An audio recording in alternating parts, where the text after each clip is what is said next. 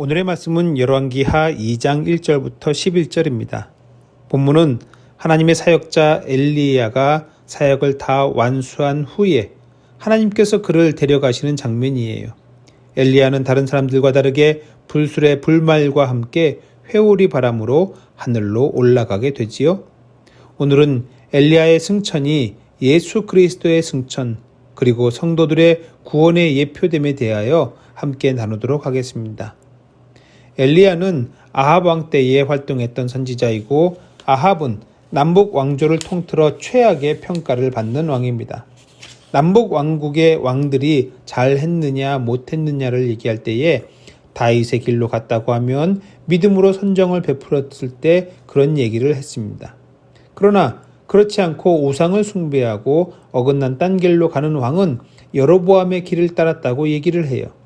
여로보암의 남북 왕국 분열 후에 베델에 금송아지를 만들었기 때문에 그런 평가를 하는 것입니다. 그런데 그보다 더 심각한 우상 숭배와 잘못된 정치를 한 왕이 있으면 그에게는 아합의 길로 갔다, 그렇게 얘기합니다. 아합은 그의 아내 이세벨과 함께 최악의 우상 숭배 바알과 아세라상을 섬겼던 자들입니다. 그 때문에 그 후로 잘못된 왕들은 다 아합의 길로 갔다고 말하게 되는 거지요. 엘리야는 그런 아합의 시대에 하나님의 말씀을 받아 사역을 했습니다. 시대가 시대이니만큼 그의 삶은 평탄치 못했습니다. 무엇보다도 갈멜산에서 바알의 제사장들과 대결한 사건이나 그리 시냇가에서 까마귀가 물어다 주는 것을 먹으며 지냈던 것, 이것은 그가 겪은 어려움이고 어려움이면서 또한 은혜의 사건이었을 것이고, 그런 은혜가 함께하기에 엘리야는 끝까지 자기에게 주어진 사명을 위하여 달려갑니다. 사도 바울의 고백처럼 표대를 향하여 하나님이 위에서 부르신 부름의 상을 위하여 달려갔고, 선한 싸움을 싸우고 달려갈 길을 다 마치고 믿음을 지켰습니다. 그런 그에게 예비된 것은 의의 면류관인 줄로 믿습니다. 하나님은 그를 다른 사람들과는 다르게 데려가시지요. 하나님이 그를 데려가신 것을 그도 알고 있었고 후계자인 엘리사도 알고 있는 중에 불수레와 불말들이 얘기 중인 두 사람을 갈라놓고 엘리야를 회오리 바람으로 하늘로 올라가게 승천하게 합니다. 엘리야의 승천, 이것은 단순히 그 개인에 대한 하나님의 은혜인 것이 아니라 예수 그리스도와 성도들의 부활과 승천의 예표가 되는 사건입니다. 예표라는 것은 미리 알려주는 표징을 뜻합니다. 나중에 완전히 분명하게 나타날 일을 미리 보여주는 것, 그것을 예표라고 하는 거예요.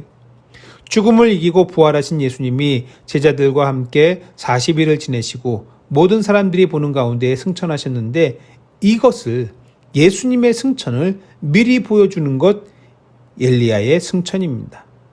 그러면 예수님의 부활, 예수님의 승천만 예표하는가?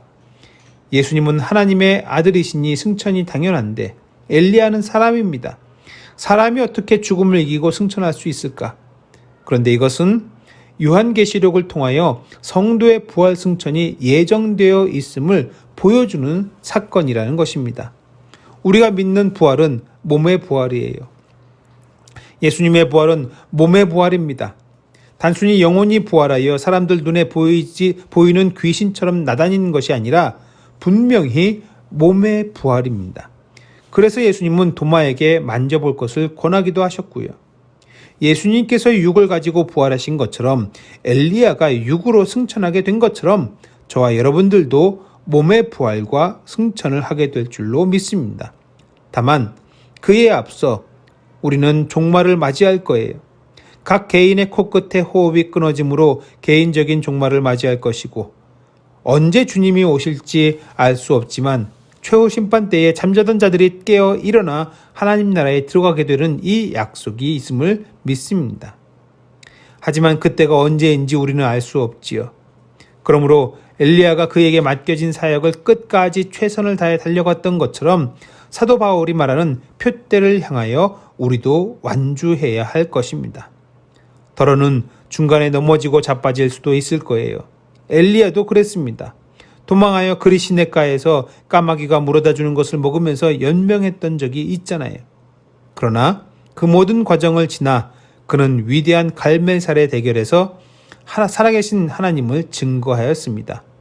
저와 여러분들도 우리에게 맡기신 사명을 위해서 최선을 다하여 완수하는 사명자, 사역자 되기를 축원합니다.